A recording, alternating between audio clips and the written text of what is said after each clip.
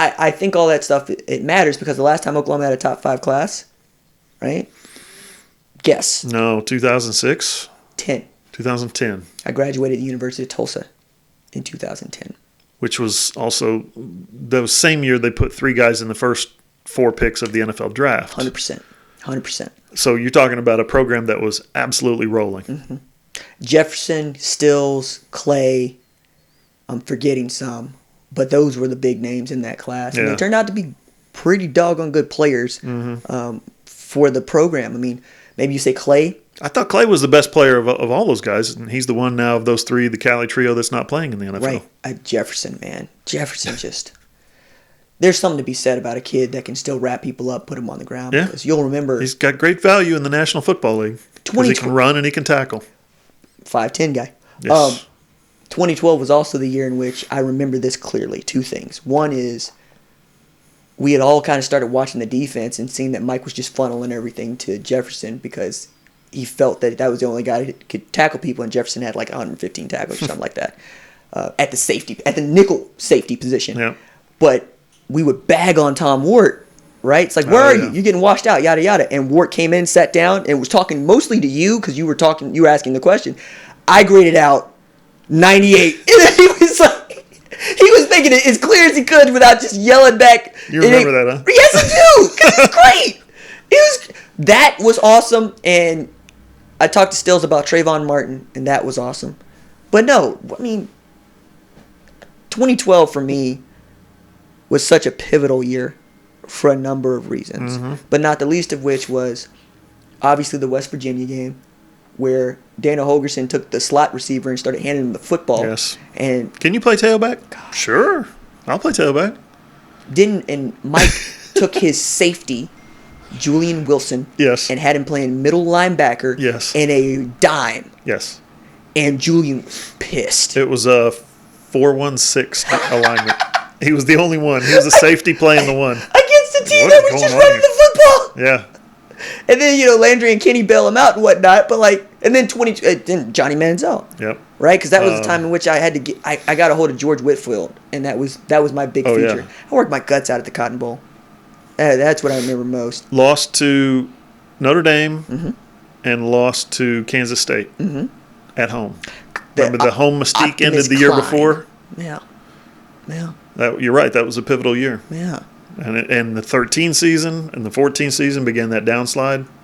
Made Bob the 40-6 game against Clemson. Made Bob kind of reevaluate. Remember the story that came out last year? Right. Last summer. Right. And it's in the book. Hey, David Bourne, I think I'm going to retire.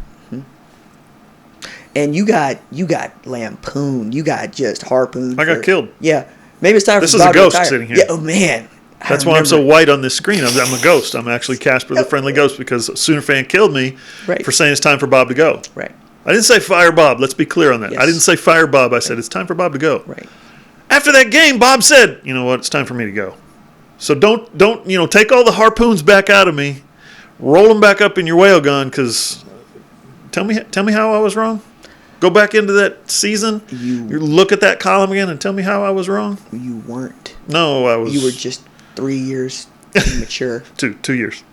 2015? January 2015? Yeah. Okay, yes. 2 years. Yeah. And then hand the keys to Lincoln Riley. The one thing I think that most of us wanted to I also, just to interrupt, I prop Bob Stoops madly for hiring Lincoln Riley. For letting go of guys who were dead weight, who didn't recruit anymore, who weren't developing players, for realizing, I give Bob all the props for saying, this sucks. We got to fix this. Josh and Bob still don't talk. I know. And I'm not sure Jay and Bob do. Jay and Bob Norvell. And then some guys on defense, Jackie Shipp, favorite son, all-time leader in tackles. Single season, yeah. Absolutely. You got all these guys 189. You got Bob's teammate at Iowa. He got serious. Yo, Bruce. And said, "Well, Bruce. Bruce, what you got to go. Bruce? Yeah. We couldn't use George. He wouldn't have fit in Oklahoma. What the hell, dude? So Iowa? that whole thing of Bob making the realization, if I'm going to do this, I got to do it right. And he fixed it. He brought in Lincoln. He brought in other coaches and said, This is where we're going to the playoff. We're going to win five straight Big 12 championships. That's where they're at now. So I appreciate his sacrifice. I appreciate his willingness to say, what I'm doing ain't working. What I'm doing ain't good enough. He recognized that. You got to give it up to him. Because he could look what happened at other schools. Penn State. He didn't fire Mike. How are you supposed to fire your brother? I know, you go get him another job. That's how you fire your brothers. You go get him another job. Didn't happen. Make it Mark's problem. Exactly. That's how you fire Cardinal your Mooney brother. might need a head coach. Hell, that Youngstown State head coaching job was there before Bo Pelini got it. Come on now. You got to realize, though, blood is thicker than water. Your brother. Would you fire your brother? For $5 million annually? I'm not sure I would. Yo, bro. You make $900,000 a year. And plus you believe in him that he's going to get it fixed. I make $5 million a year. What if you just take a year off because it ain't working? Right. Okay. That's not how that's how a head coach thinks. It's not how a brother Hand thinks. in your visor. Okay. Okay. I mean, you're paid handsomely for this. You're not gonna be destitute. Yeah. Okay. Nah, like I'm still blocked by Mike. It's fine. I am fascinated with the idea of those 3 years, because if anything, what I would say if I was Bob was what you brought up. We went to the playoff, guys. You know, and as bad as our defense has been, we made 4 out of 5. Yeah. You know, show me somebody else that made 4 out of 5, to which we'll be like, okay, win one. Like Bill Conley, so what's your most honorific bold prediction? I said Oklahoma wins a playoff game this year. See? You know? So, I mean, there's blame. And I thought Oklahoma could have won a playoff game last year. Before I saw LSU on the field, when I saw LSU on the field, I was like, yeah, no, I don't think they're going to win this game. Oh, man. And then 6 minutes into the game, it's 14-0. I'm like, never mind. Yeah, but then it was 14-7. It was 14-7. And the pass interference call goes the other way. Just like the Orange Bowl, 14-7. No. I remember that being 28-0. What? Which one? USC? No. Oh, sorry. USC. 2018. Yeah. My bad. I'm thinking USC. Alabama. The other Orange Bowl. Yes, okay. Yes, okay. Affectionately known as the mothership. Yeah. No, those were all with my, like, I remember 2012 too, because the week of was just bonkers. I had never been to a place where they treated media and players. Cotton Bowl? Yeah. Oh, my gosh. Yeah. No, it's the best. It's number one. Yeah. Anybody out there wondering how this works? Here's how it works. Media, like myself, like RJ, like whoever, Garen Emick, Ryan Aber, whatever. We don't root for the team to win. We don't root for the team to lose. We root for a good week in December. Somewhere warm. Come on, Glendale. Come on, Glendale. Our preferences are Oh my God. Fiesta Bowl, Yeah. number one, because of Glendale, Arizona. I mean, come on. It's not just Glendale. They put us up in Scottsdale at a 5-star resort, folks. I have never been to Camelback. Lord. I want to get to Camelback. It's the best place on earth. Number two, we root for kind of the Cotton Bowl, because the Cotton Bowl people, they like carry around red carpets for you. And then when you go somewhere, they roll it out and say, this is our red carpet. Right. You talk about sucking up to the media. And they do it in a good way, in a respectful way. We love the Cotton Bowl. Orange Bowl's pretty good. It's all right. But you're in Miami, so that's okay. Sugar Bowl is up there. They've come around lately with, hospitality and media food. Hey, man. Media meals are always Cajun food in New Orleans. For 2013, you never ran out of alcohol. Exactly. Ever. So just to let you guys know, that's what media people, we're not fans of the team. No, I used to. We are fans of having a good time in December for a week. I Hopefully it's close so our family can go. Right. I got made fun of because I spent so much time in the hotel gym at the Cotton Bowl and at New Orleans. And I think I remember that. It was just, it's like we're going out. Can't. Why? Because I'll never be heard from again. I'm not going to make it back. What were you, like 145 pounds then? I'm sane. You haven't changed much. I'm just maniacal about the gym. Okay. Because I'm also I'm that guy. So, I mean, 2 light beers and you're sideways, right? Oh, yeah. That, like I said, and then drinking with y'all, Yeah. I'd be dead. Yeah. Or not dead. You just wouldn't find me. Nobody Right. would know. Yeah. I'd be over there at the Audubon. You know. Yeah, if somebody would find me outside of Harrah's. Mm-hmm. You know. It's been known to happen. Oh, man. Like, These bowl trips can get a little sketchy. But that group of beat writers. Great people, by the Yeah, way. well, I mean, no. Like, Amazing people. Carrie, Eddie, Garen, you, Mike, Simons. Yep. Eric Bailey. Man, goodness me. John Shin, right? Were so kind to me as I'm trying to make this work and figure out just what I don't know, while also, for the most part, competing or trying to, you know. And I learned more from my failures in how I was trying to do these things, or listening to how you would string together a line of questioning that nobody would interrupt because you were pulling things out. It was back in the day when you could ask 3 or 4 questions in a row. Or, man, we put this down. I got to tell you my Dino story. But those sorts of things, like the different, like the hierarchies, and not hierarchies. No, that's a good word. Okay. Radio versus TV versus writer. Like, I can count how many times I would see a TV camera do a scrum. And I was being baffled by this because, like, Nate will get in there. Eddie gets in there. He's not TV, but he's got a camera, right? Stan would get in there. And then the propensity to ask a question. Like, the nervous energy there, too. And learning what that's like to be first. Or watching other people just kind of eat up your quotes because you're asking a good question. Aggravating. Yeah. But also, hey, RJ, go get your respect by doing this thing. Yeah. You know, lead the charge on this or that. But also, don't step on somebody else's line of questioning. Right. And if you know that somebody's got, as we said, budgeted a story, you know, be respectful of that story. Right. Don't write about what they're writing that night. At least wait. You're right. You know? Yeah, those days are gone. Yeah.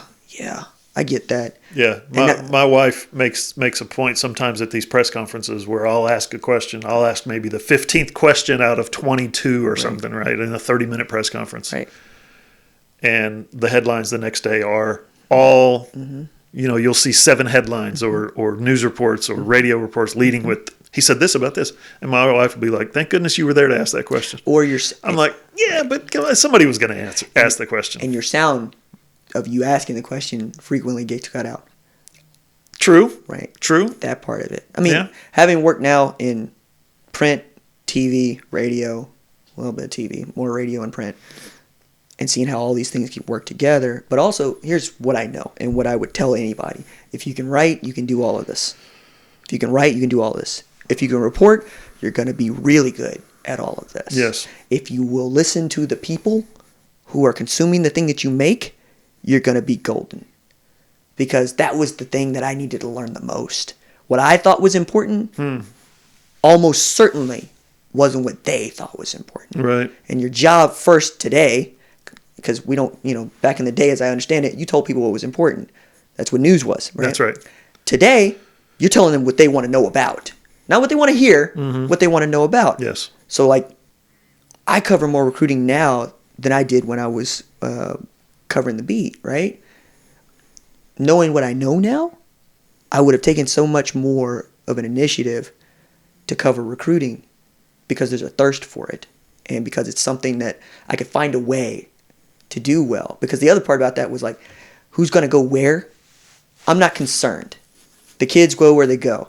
I want to know their stories. I want to know their parents. I want to hear how they got here. Because the thing that I would also add is every single kid that is I'm talking about, at least on this channel, or that we're covering for Oklahoma or whatever, is the best player in their area or region for a generation. Right. Not at that year. Yeah. Forever. Like, we don't remember the last time somebody was this good. I haven't seen one of these before. Right. And that's just another one of those guys at Oklahoma. You know, Trevor Knight's doing backflips as a toddler. Yeah. Blake Bell's throwing 70-mile-an-hour fastballs at 12, and his mom's walking around with his birth certificate. It's talking about, no, he's 12. I remember that. Yeah, that kind of stuff. That's the part of the storytelling aspect that I love. Yeah. And then you got wild stories because recruiting's stupid and coaches can't talk about it still, which I think is also stupid. And I have to know that more sports information directors, SIDs, would be like, we would kill everybody if we cover recruiting. Yeah, because you got to ask all the kids. Just like right now. It's sort of the last frontier for something like journalism. Right. Yeah. No, you're right. That's why we try to get our hooks in these guys before they get to campus. Yeah. And no, I said that backwards. That's why we try to get to these guys before they get their hooks in them on campus. Yeah. And then being smart about what you're saying, how you're saying it. Like the before early enrollee feature, the before summer feature, might be the last time I'm actually allowed to talk to a kid. Yeah. For at least 2 a years. year. Yeah, there you go. Could be more like 2 years. Right. So like I when the kids choose to talk to me, when the parents choose to talk to me. Pretty cool. Yeah. And I never take that for granted. When a parent shows up in the comments of my channel, like, what? Yeah. Or a parent will tell me something that I didn't know to round out an image of their kid. I always take that into account. I learn more about them from their parents, almost certainly. Carson Myers' dad. Hey, parents know the real stories. But also they know their kids. Behind the kids, absolutely. A Shadow Union kids, Jeff Mead and Carson Meyer one year went to Shadow Union, like going to class and going to practice and going to lunch with Mead and his girlfriend. You may have seen my daughter then if you went to class with Jeff Mead. Well, my dad is John Hoover. I said no. Oh, she said that to you? Mm-hmm. That's how I met her. So you did know my daughter. Oh, yeah. That's hilarious. Oh, yeah. Yeah, she used to talk about her class with Jeff Mead. He is the nicest young man. Right. Also gregarious, right? Yep. So what does Carson's dad do?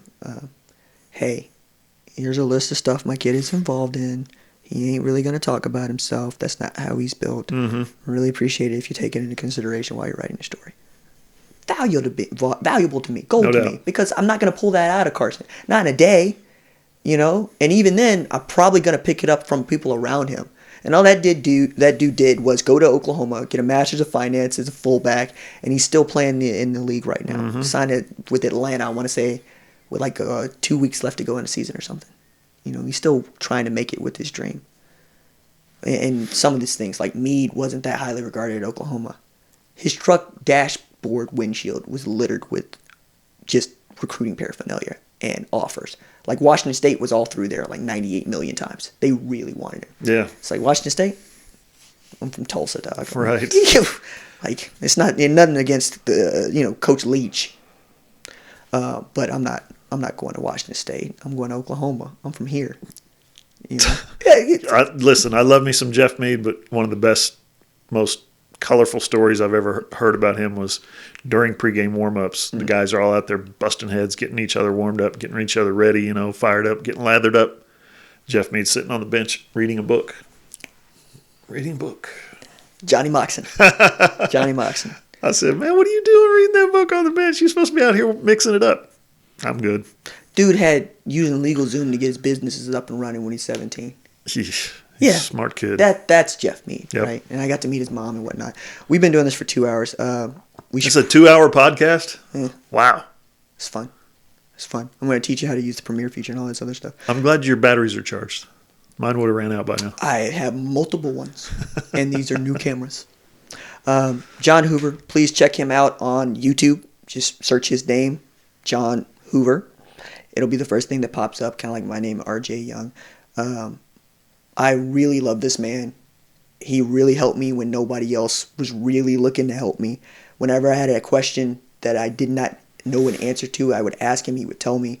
He would try to get me on at other places. Like it went so long ago that I think The Sporto or something like that. It's like, hey, I heard you might be into this. Yeah. Yeah, I remember that. Right? And it was John was the first person. It's like, maybe you ought to think about podcasts.